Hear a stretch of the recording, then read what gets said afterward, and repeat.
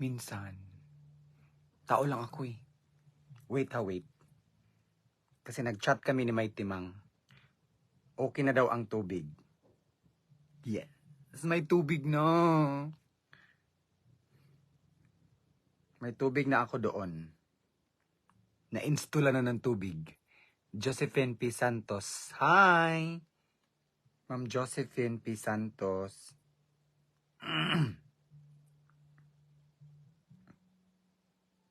Lizelle Narti. Hi, Ma'am Lizelle Narti. Linela Palmero, hello po. Arlene Haboling Grefaldon. Hi, hello po, Ma'am Arlene Haboling Grefaldon. Jumari Lauren, kaya mo yan, Ate Cha. Dito lang kami. Thank you. Maraming salamat po. Tao lang ako eh. Na minsan, wala akong ibang masasabihan kung di kayo. Sa lahat ng mga pinagdaanan ko. Josephine Santos, you look great. Thank God. Good. Kain na po kayo. Happy lunchtime.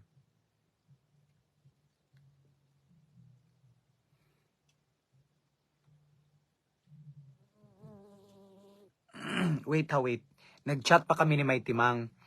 Kasi, nag-ano kasi ako kay May Timang. Si May Timang po yung inaatasan ko na pupunta doon sa water source para magpaano ako ng tubig. Sabado na lang imong pa mutugbong mangkakay subayon pa dire sa kawas ko after mataod kinsa name gani sa silingan diha iya kana balay sa ubos. Wala ko kaila doy. Wala ko kaila. Nig Sabado na lang siguro.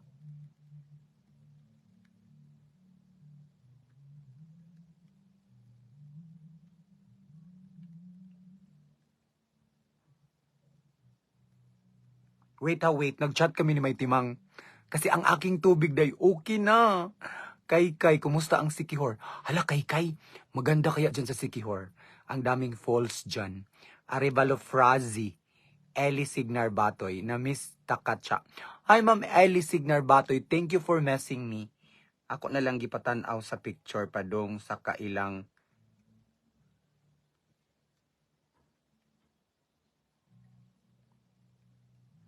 Wait lang. Nag-chat kami ni May Timang.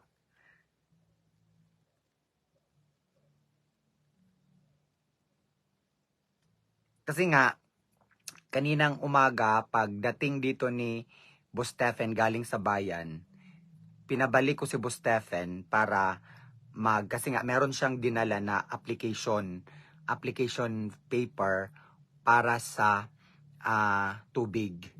Ayon, pagkatapos kong finil upan yung application letter, wait. Kasi nga ang tubig, isa yan sa kahit wala kang kuryente.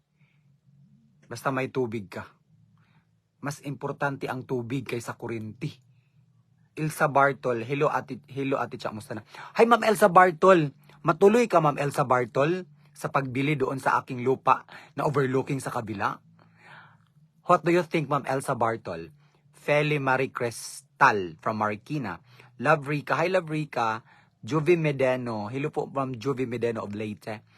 Jocelyn Pagasian Parides, hello po. I love you too Ma'am Jocelyn Pagasian Paredes. Olivia Gabayn, hello po. Hi Ma'am Olivia Gabayn, Tulaw pa-estimay rin. Hello Maringcha, I like the color of your dress. Oh, this is from Madam Wakwak. Ito yung ginagamit ko na pang ano sa lamig. Malamig kasi dito. Kahit ganitong oras na. See you.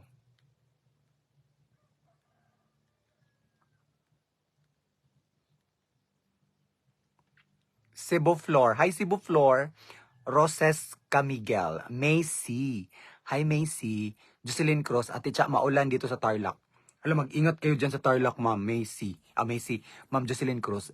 Ren Edharville. Hello Ren Edharville. Hello. Kumusta? Clegy Carbase from Dipolog City. Maricel Lauron. Marangit. Hi po. Melinda Asardano. Watching from. Thank you Ma'am Melinda Asardano. Maricar Johnson. Hello po. Pixie Sang si Chichi, thank you sa 50 stars. So, ayan, tapos na kaming mag-chat ni May Timang and okay na po yung okay na daw yung pag-install ng aking tubig doon sa bago kong bahay kubo. So, ang kulang na lang doon is ang na lang, ang pag-install na lang ng grills sa window, sa bintana. Pinalagyan ko po ng grills kasi mas makasave ako sa grills kaysa bakod. Ang bakod kasi medyo malaki pa ang kakailanganin. So, mag-save muna ako ng pera para doon ipagawa ko sa bakod.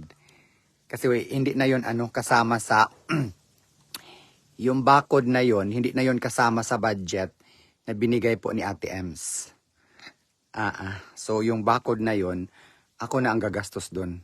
So inopen ko po yung yung pintuan ko para makapasok yung maraming hangin, para makahinga ako ng maayos kasi nga medyo ako ng meron akong sasabihin sa inyo na kayo lang din naman ang maaari kong sasabihin sa mga bagay na ito because I want you all to be part of my life habang ako ay humihinga pa, habang ako ay nandito pa sa mundong ibabaw na tawag doon na pa. Ha? Anong sabi nito? Herbrock, ang followers mo ay tao din. Nasaktan din siya sa pag-snub mo sa kanya dahil sa ayaw mo. Herbrock. Alam mo, Herbrock, hindi naman ako ng snub. Pasensya na, if sabi ni Herbrock, ang followers mo ay tao din. Nasaktan din siya sa pag-snub mo sa kanya dahil sa ayaw mo. Actually, Herbrock, sa dami-dami po ninyo na nagfa-follow sa akin, hindi ko po kayong lahat mai-entertain. Hindi po ako isang robot na kayong lahat ay ma-entertain ko. Kaya pasensya na sa mga hindi po ako snob. Oo. Hindi po ako snob. Ako ay tao lang din. Na hindi ako robot. I'm not a robot. That is why hindi ko ma-entertain lahat. Kaya sa mga hindi ko po na-entertain, pasensya na po. Kasi alam ko na may mga tao talaga na talagang ganun-ganun na pag hindi ko nababasa, hindi ko naman talaga mababasa lahat ng mga comment ninyo. Kasi lalong-lalo na sa sitwasyon ko ngayon. Alam nyo po, Herbrock, anong pinagdaanan ko ngayon? Pasalamat na lang po kayo na healthy kayo. Yes, kasi siguro kung kayo po ang nandito sa sitwasyon ko, I don't know. Kaya kahit hindi ko po kayo na-entertain, kahit hindi ko po nababasa ang mga comments ninyo, kasi sa totoo lang, hindi naman talaga ako obligado na babasahin ang lahat ng comment ninyo. Pero sa akin lang kasi, this is my way of saying thank you. Kasi dahil sa inyo, ako ay nakatanggap ng sahod. Pero sana, wag ninyong masamain na kung hindi ko man nababasa ang iba na mga comment ninyo, ibig sabihin doon, snub ko na kayo. So, pasensya na. Ganun lang. Kasi mahirap kasi na pipilitin ko yung sarili ko na babasahin kayong lahat, which is hindi ko naman kaya. Kasi ang dami po ninyo. At I will tell you na itong pinagdadaanan ko ngayon, talagang hindi ito bero. Hindi ito vero, dahil Herbrock. Alam niyo po yun? Tatanungin kita, Herbrock, siguro if ikaw nandito sa aking katayuan, I don't know if kakayanin niyo. Kaya ang masasabi ko lang, kaya ko to. At hindi ako snob. Okay, so balik tayo doon sa Balik tayo doon sa, ano yung tinitle ko ano yung tinitle ko nito? Na ako ay tao lang, marunong ding masasaktan. Hindi ako, tawag doon. Kasi nga, bakit ito yung title ko? Kasi, syempre, yung mga tao na nagfa-follow sa akin, alam niyo na yung katayuan sa buhay ko, alam niyo na yung background sa buhay ko, halos alam niyo na lahat. Alam niyo na lahat. Okay, so ganito yung nangyayari ngayon. Akala ko kasi parang parang para sa akin is kahit pamilya mo na alam nila na meron kang pinagdaanan sa buhay, if wala talaga silang respeto sa'yo, hindi ka nila re-respeto. Kaya, sabi ko sa sarili ko na ako na lang po yung iiwas. Ako na lang po yung iiwas. Bakit? Ganito kasi yung nangyayari. Noong bumalik ako sa bukid, ay talagang parang nanonotice ko na anong tawag doon? 'Di ba? Ayaw ko talaga sa mga lasinggero. Ayaw ko sa mga lasinggero. Noong bumalik kami sa bukid, noong nakaraang araw galing sa bayan, dumaan kami doon sa isang tindahan. Dumaan kami sa isang tindahan kasi yung mother ko ay nakisuyo na magbili kami ng basta yung may gustong ipabili si mother. Tapos all of a sudden, habang nasa labas ako or nakatayo, may lumapit sa akin na isang mama na walang damit. Tapos siya, amoy alak. Tapos ako wala namang problema sa akin pag lasing ka.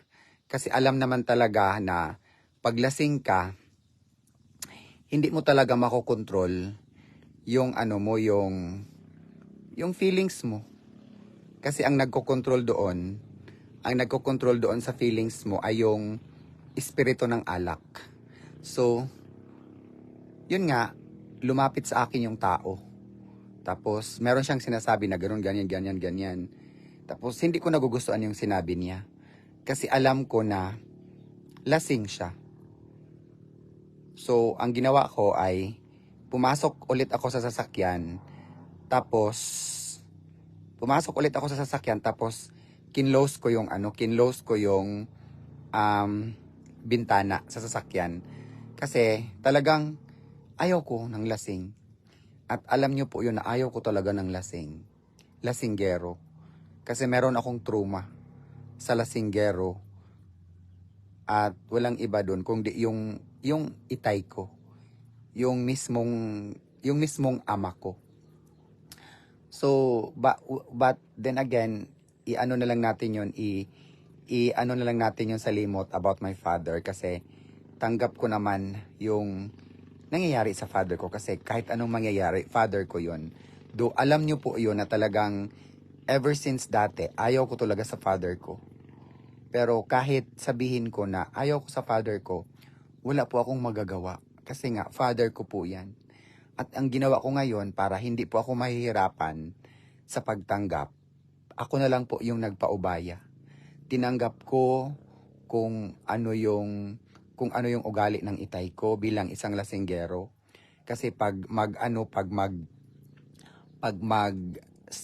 magtanim ako ng sama ng loob sa tatay ko, ako lang din yung mahihirapan sa bandang huli. So, ang ginawa ko, I confess about sa ganong yung hatred ko sa tatay ko at pinagdasal ko na sana Lord ay talagang bigyan mo ako ng wisdom to accept all of these things kasi tatay ko yun. And sa kalalaunan, yes, tinanggap ko na gano'n na talaga yung tatay ko. Hindi na magbabago yun. So, kaya ang ginawa ko is talagang alam niyo po kung anong ginagawa ko ay talagang tinatanggap ko na sa sarili ko na ganun talaga ang tatay ko, hindi na siya magbabago kasi matanda na siya. At ang pinagpasalamat ko lang din about sa tatay ko is that kahit lasinggero siya ay meron pa naman siyang kakayahan na tumayo sa sarili niyang paa. Kahit nag-iisa lang siya, marunong siyang magluto sa sarili niya. So kaya obligado ako bilang isang anak na talagang bigyan kung ano ang kinakailangan ng tatay ko. So, hindi ko na iniisip na kahit iinom siya, hindi ko na, tinuturuan ko na yung sarili ko na hindi na ako magagalit kahit uminom siya. Kaya, sinasadya ko yon na gusto ko mang tumira doon kasama yung itay ko kasi nga talaga, ang nanay ko talaga, that's one reason bakit yung nanay ko ayaw talaga niyang tumira kasama yung tatay ko. Dahil po, sobrang lasinggero yung tatay ko. And yun, naintindihan ko yung mother ko. Kaya hindi ko siya pinipilit na tumira kasama ang tatay ko. Kaya ang ginawa ko, pinagawan ko sila ng separate na bahay. Para po, hindi po sila, parang makaano ba, yung mother ko is parang sa Bisaya pa, nakalingkawas sa sakit. Kasi nga alam ko kung gaano kahirap ang buhay ng mother ko sa piling ng itay ko dahil ang itay ko ay isang lasinggero. So, alam niyo po lahat yung nagsubaybay sa akin dati. So, to make the story short, I confess, lumapit po ako ng isang pare. I confess na inano ko na sa Panginoon na humingi na ako ng patawad sa Panginoon sa hatred sa father ko dati ever since na maliit pa ako. The reason why bakit maaga akong humiwalay sa amin dahil doon sa ginawa ng tatay ko sa akin. So sa mga nagfa-follow sa akin noong nagsisimula akong mag-vlog, sinasabi ko po yan sa inyo, sinalaysay ko po yan sa inyo kung ano ang ginawa ng tatay ko sa akin para magagalit ako sa tatay ko. Pero kinalimutan ko na po yung lahat ng yon. Pinapatawad ko na yung tatay ko, and then yung sarili ko pinaano ko na din para wala na. Kasi mahirap, tatay ko yun eh. Kahit anong mangyari, tatay at tatay ko yun. At utang ko sa kanya yung buhay ko. Hindi ako magiging ganito ngayon if wala yung tatay ko. Kaya, nilet go ko na yung lahat ng hatred ng tatay ko. Tinanggap ko na kahit lasinggero pa siya hanggang ngayon, alam ko na hindi na talaga siya magbabago. Kaya ang ginawa ko, sinusuportaan ko na lang, binigyan ko ng unang-una ang pagkain. Oo, kasi nga, yun nga, ang pinagpasalamatan ko ngayon, kahit lasinggero yung tatay ko, ay makatayo pa siya sa sarili ng paa. Oo, kasi siya lang talagang mag-isa ngayon na tumira doon sa bahay niya. Kaya yun, at bakit inano ko yun? Bakit sinabi ko yun sa inyo? It's because connected po yun sa nangyayari sa akin kanina. So ano yung nangyari sa akin kanina? Sa ano namin, sa magkakapatid namin, sa lahat ng mga kapatid ko, merong dalawa na nakuha yung ano ng tatay ko na lasinggero. Sino po yun? Yung panganay namin na si Nonoy Turoy at saka si Titing na asawa ni May Timang. So wala na akong problema kay Titing kasi nga nagpasalamat din ako kay May Timang kasi nga si May Timang ay siya yung instrumento na mag-slow down yung pagiging lasinggero ni Titing. So ngayon, sinabi ko na kay May Timang na pasensya ka na sa kapatid kong yun kasi nga talagang ganun siya, and I know na ikaw yung magiging gabay para makontrol man lang yung pagiging lasinggero niya. Sa ngayon ay controlled na. Ang problema ko na lang ngayon is itong si Nonoy Turoy. Kasi nga sabi nila ay hindi na daw uminom. Oo, hindi ko naman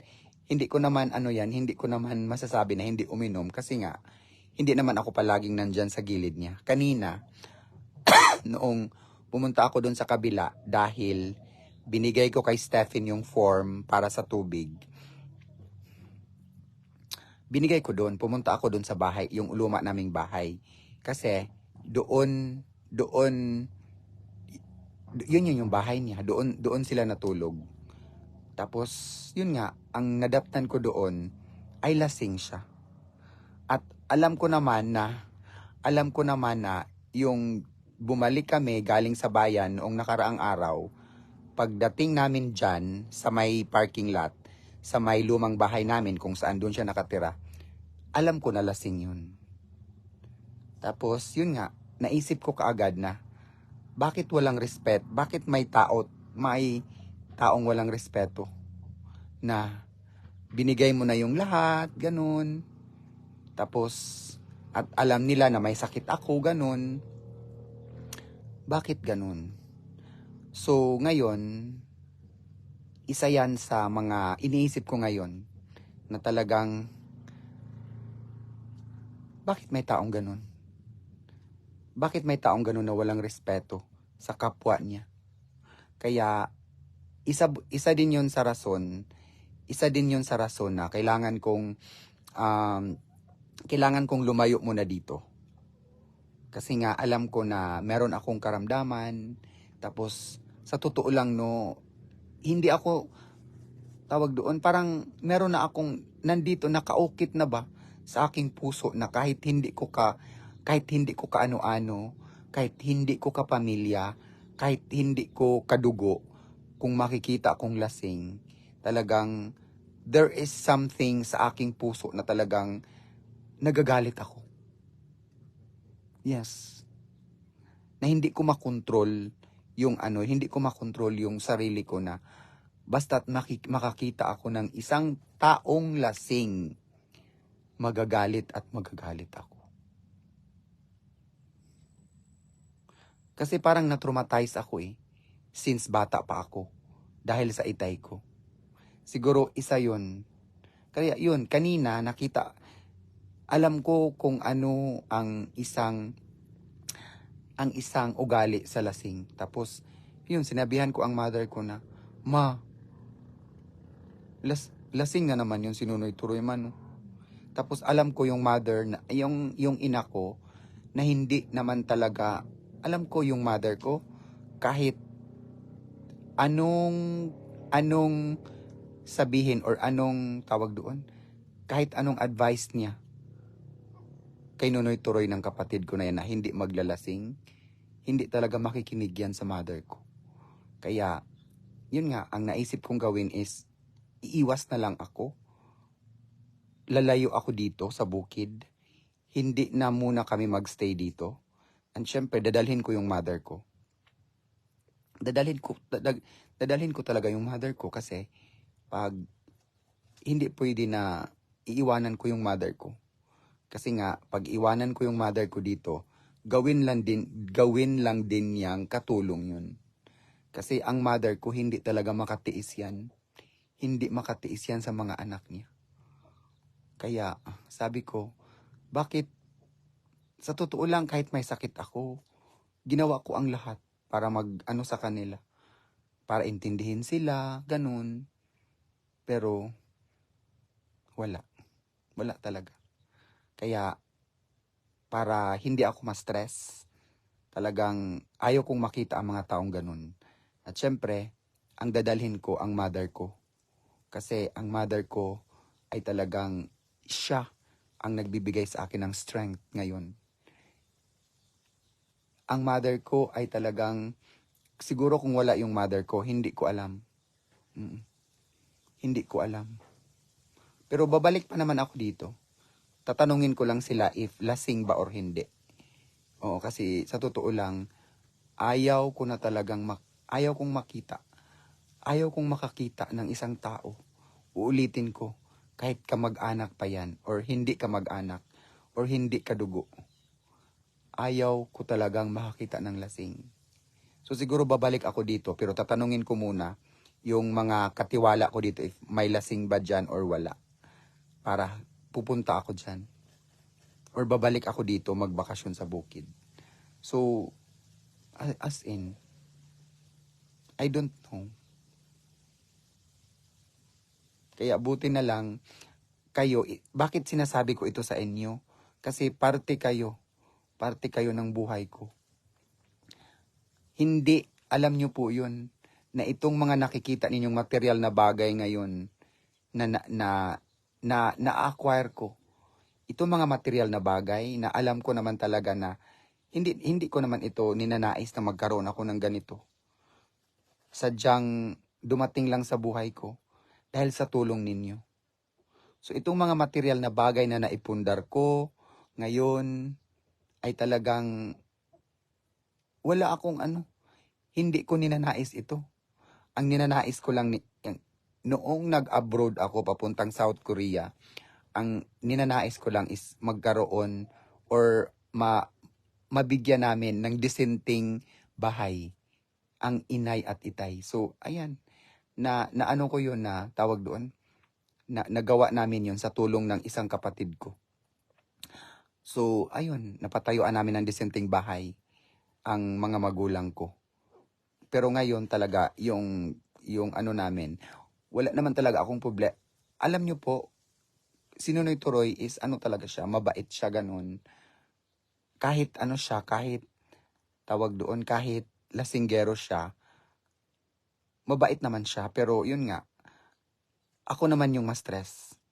Kasi nga, kung makakita ako ng isang taong lasing, minsan nga, kung lasing siya, dati, yung tawag doon, wala pa akong na mauutusan, ang mag-ano ng mga alaga niyang hayop, si mama, yung mother ko. Pero, pinagalitan ko yung mother ko, ma, wag mo nang anuhin, wag mo nang ipastol yung mga hayop niya.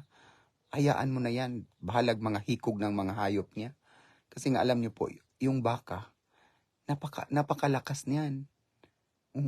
So, anong mangyayari sa mother ko if hahatakin ng baka na sobrang ang lakas ng baka? Kaya, dati sinasabi ko na, ma, if malasing yan, ma, at wala siyang kakayahan na ipapastol yung mga alaga niyang hayop, hayaan mo siya.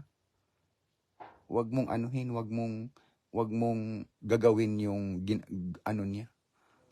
Kasi, tawag doon, bakit sinadya niyang maglasing na alam niya na meron siyang responsibilidad? At alam ko naman talaga pag nalulong na yung katawan mo sa alak, talagang hindi ka na makaano nun, hindi ka na makaano. Parang na ba? Parang nagiging routine na sa katawan mo or may mag-dictate sa'yo na talagang, sige, inom ka ng inom, ganun. So, yun lang po ang masasabi ko. Yun lang po ang isi-share ko sa inyo sa araw na to. Kasi talagang, kahit sabihin man natin na, of course, ganito ako, pero masasaktan pa rin ako. Kasi tao lang ako.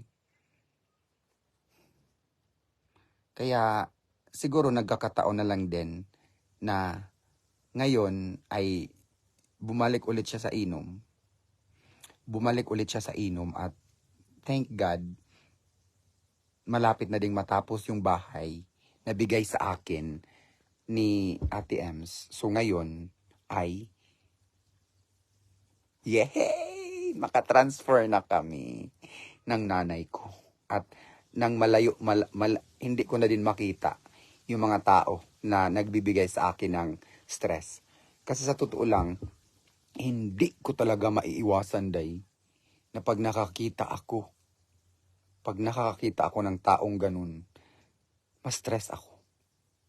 Para bang nandito na sa puso ko na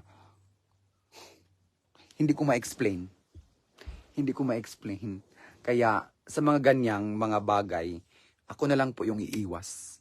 Kasi nga, life is too short to be stressed. And think, of course, bakit ako ma-stress? No, hindi ko ma-stress. And tingnan nyo yung view, di ba? Kaya, sinisimulan ko ng ililigpit yung mga kailangan kong daldalhin. Ayan.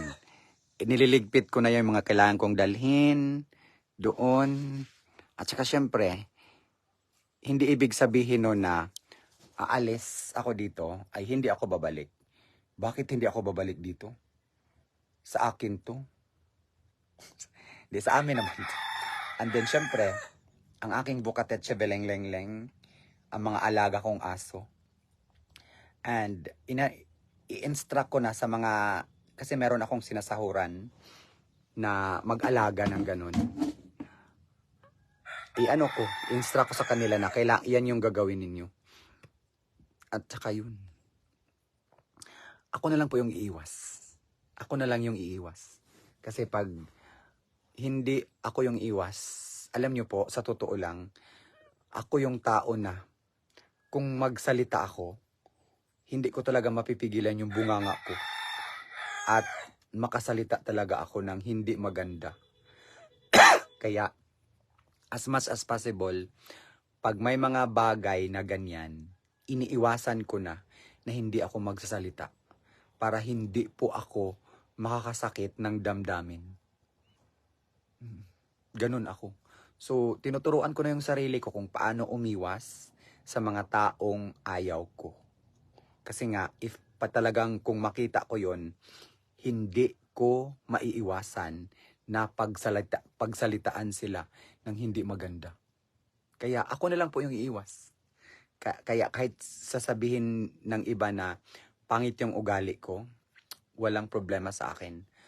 Okay lang na wala akong imik kaysa magsasalita ako na hindi na maganda yung lumabas sa bunganga ko. Mas pinili ko na ayaw nang magsalita. Na sa harap ng tao na ayaw kong makita. Kasi nga talagang okay. So ayan, yang yang beanbag na yan, palabhan ko yan kasi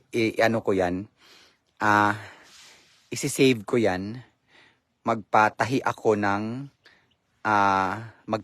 ng tela para magiging bago ulit yan. Kasi sayang yan eh. Sayang, ang mahal pa naman yan. Ang bili ko niyan is 3,000 ata yung isa. 3,000 yung isa niyan. Tapos ayan, pinabayaan lang sa mga tao na nandito. Hindi nila alam ba kung gaano siya kahalaga sa akin. Kaya isa din yun sa masakit na talagang yung mga naipundar mo, hindi inialagaan, ganun. Kaya marami akong natututunan sa mga pangyayari sa akin na talagang kung alam ko lang dati, sana hindi na lang ako nagpagawa ng ganito, hindi na lang ako nag-invest ng ganyan, para hindi naman masasayang. Pero at least ngayon, siguro it's not too late to realize na talagang I have to divert my mind. So ngayon ang focus ko na lang, dalawa na lang. Ano yung focus ko ngayon? Sarili ko at sa mga magulang ko. Yun na lang. Siyempre, yung mother and father ko. So, yun na lang. Myself and my parents. Ganun na lang tayo. Sinishare ko lang sa inyo para malaman ninyo na talagang ganun ang buhay. So, tingnan nyo, ang init. Maligo na ako ngayon, day. Oo, kasi kahapon hindi ako naligo. Maligo ako ngayon, kasi uminit na. So, bukas magpa-laundry ako ng aking mga damit na hindi maruming damit ko para ipe-prepare ko na yon para sa pag-transfer namin ni Mother doon sa bayan. Pinaano ko na yung tubig, ganyan. Para tawag doon. At saka, tawag doon. At ayaw ko na nangyayari kasi noon na, tawag doon, yung may yung may tindahan dito, ang laki ng utang. Tapos, ang mga inuutang pala is mga alak. Ako din, nagbayad din ako. Kasi nga, pinabayaran. Ngayon, sabi ko talaga, ayaw ko nang mangungutang. Kung may utang man dyan sa tindahan, wag ako ang singilin ninyo. Kasi hindi ko yan sila inuutusan na mangungutang ng alak. So, ayun. Basta, ang sa akin ngayon is I want to focus myself and my parents. Walang iba. That's all. O sige na, maligo muna ako dahil. So that's the view.